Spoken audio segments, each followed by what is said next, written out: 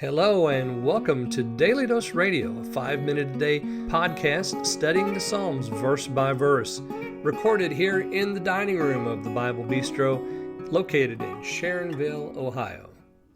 Hey there, friend. Welcome back to Daily Dose Radio here in the Bible Bistro. Well, today we're going to look at verses 10 through 12. I said at the beginning of the week that we have here possibly the shadow of a historical situation. The Syriac translation says that it's after Rabbah was taken. I've suggested that this is after Sennacherib was defeated when he was before the walls of Jerusalem. And there are others that say perhaps this is after the victory of Baal Perazim. So, that we have this historical piece beginning there in verse 1 sets us up, 2 sets us up, 3, he tells us about in Zion, the arrows were broken, the shield, the sword, the battle was ended. And then we have 4, 5, and 6, which is, I think, pointing to 2 Kings chapter 19. Then 7, 8, and 9, I think, looks forward to final judgment when God will judge. So he judges Sennacherib before Jerusalem, and he's going to judge again, and he's to be feared not only because he can handle kings of the earth, but because he's going to judge everyone. When God rises to judgment, he will save all the meek of the earth. And then we have a Selah, and that's a break. We're thinking about this future judgment. And then we have 10, 11, and 12. Surely the wrath of man shall praise thee. The remainder of wrath shalt thou restrain. Vow and pay unto the Lord your God. Let all that be round about him bring presents unto him that ought to be feared. He shall cut off the spirit of princes. He is terrible to all the kings of the earth. So we have here 10, 11, and 12, what I'm calling the theological devotional piece. So we have the historical piece, the future-looking piece, the theological piece with devotional intent. So first, verse 10, the wrath of man shall praise thee. Surely, so it's without a doubt, the wrath of man shall praise thee. How does that happen? Well, the wrath of man is intended to do what? It's intended to satisfy the pride of man, or to satisfy the anger of man, or to satisfy some thought of judgment or of retribution or whatever. Sometimes the wrath of man is just for greed. Men can just be violent for no reason whatsoever.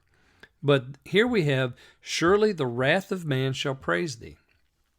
There's always some motive for men that doesn't happen to be God's motive, right? So consider, for example, Psalm 2. Why do the heathen rage and the people imagine a vain thing? The kings of the earth set themselves and the rulers take counsel together against the Lord and against his anointed, saying, let us break their bands asunder and cast away their cords from us. He that sits in the heavens shall laugh. The Lord will have them in derision. Now that's Psalm 2, 1 through 4. So the wrath of man is expressed here in the rage of the kings and the rulers of the world, but God uses that to his own glory. He uses all things for his own glory. And even the wrath of man. The wrath of man is planned for one thing, and yet God uses it for something else. And if you look at Psalm 2, he begins there in verse 5, and he starts talking about the sun. He says, or verse 4, he says, God's laughing at them. He has them in derision. And then verse 6, he says, yet I have set my king upon my holy hill of Zion. Who's the king? Well, it's the Messiah. He's coming. The sun is mentioned there twice in this piece, 6 through 12. And so we understand that even though the wrath of the kings is one thing, God is using it for something completely different. He's using it to glorify himself and to establish his own rule through Messiah who will reign. So the wrath of man always praises him. And then you notice the second half, or the B part of that verse, the remainder of wrath thou shalt restrain.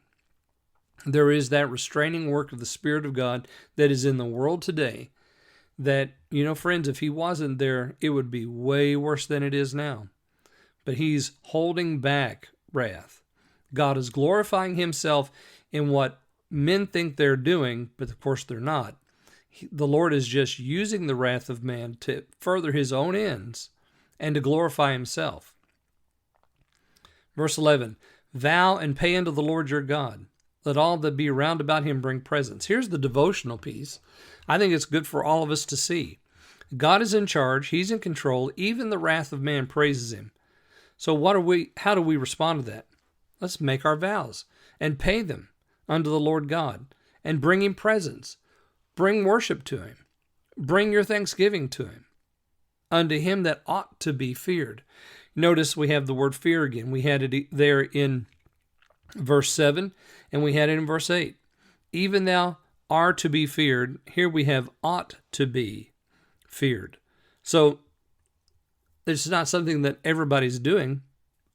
Everyone's not fearing the Lord, but they ought to be. So what about you?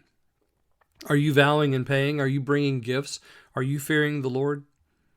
You ought to be. He shall cut off the spirit of princes. He is terrible to the kings of the earth. Well, he doesn't behave terribly toward them. That's not what it means. It means that he is so powerful and he is so awesome that the kings of the earth understand. They have no place before him. They are like paupers in the presence of the true king of all the earth.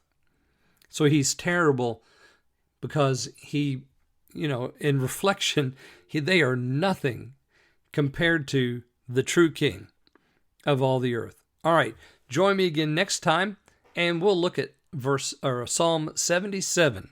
Thank you for joining me as we've looked through Psalm 76. Join me again next time for Psalm 77 here on Daily Dose Radio. Thanks for listening to Daily Dose Radio. For more fresh and delicious Bible studies, podcasts, books, and more, check out the Bible Bistro online and on YouTube. Join me again next time for Daily Dose Radio.